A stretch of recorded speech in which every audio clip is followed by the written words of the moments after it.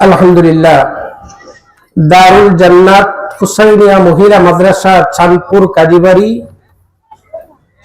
উদ্যোগে আয়োজিত আজকের এই ইসলামী মহাসম্মেলনের জনাব সদরে ইজলাস, অত্র মাদ্রাসার মুহতামিম, আমার অত্যন্ত প্রাণের মানুষ মৌলানা খলিলুর রহমান সাহেব, দিগর উলামায়ে কেরাম, মুরব্বিয়ান আযম, যুবক ভাইয়েরা, পর্দার অন্তরাল থেকে অপেক্ষমান আমার মা ও বোনেরা, একটু আগে একজন হাফেজ সাহেব আপনাদের সম্মুখে সংক্ষিপ্ত তেলাওয়াত করেছে। ওই হাফেজ সাহেব আমার ছেলে।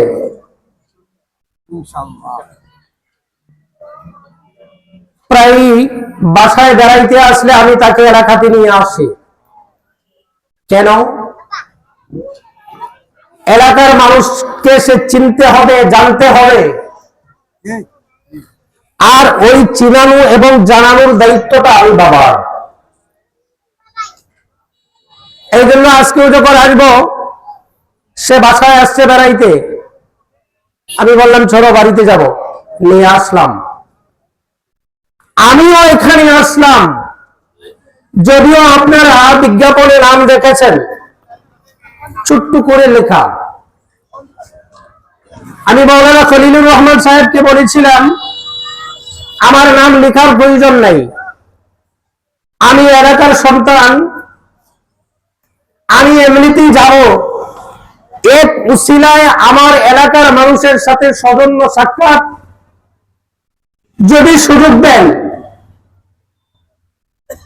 তাহলে একটু আলাপ আলোচনা করে আসবো। এই জন্য আজকে আমার আশা। আমি আপনাদের সম্মুখে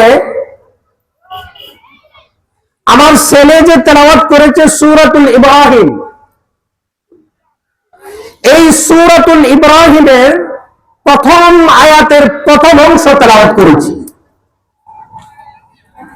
যদিও ইচ্ছা ছিল অন্য কোনো বিষয় নিয়ে আলোচনা করব সংক্ষিপ্ত সময়, এরপরও আমার ছেলে যেহেতু তেলাওয়াত করেছে, হঠাৎ করে কণিকের ভিতরে আমার মনটা পরিবর্তন করে আমি তার তেলাওয়াতকৃত আয়াতের প্রথম অংশ তেলাওয়াত করেছি। আমার তেলাওয়াতকৃত আয়াতটি পবিত্র কোরআন কারীমের 114টি সূরার 14 নম্বর সূরার প্রথম আয়াত।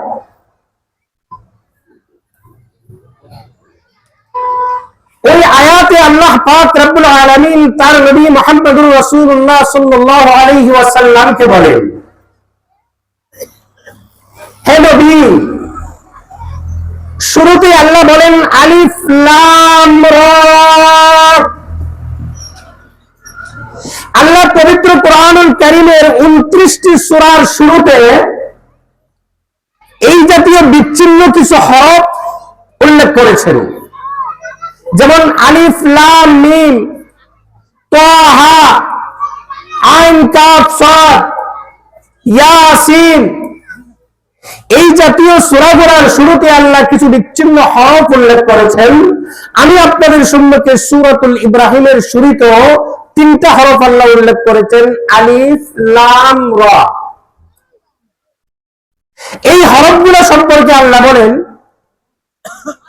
এই হরফগুলার বাবার্থ, এর মর্মার্থ, আল্লাহু আ'লামু বিমুরাদিহি, এর ভাবার্থ এবং মর্মার্থ আল্লাহই অধিক অবগত।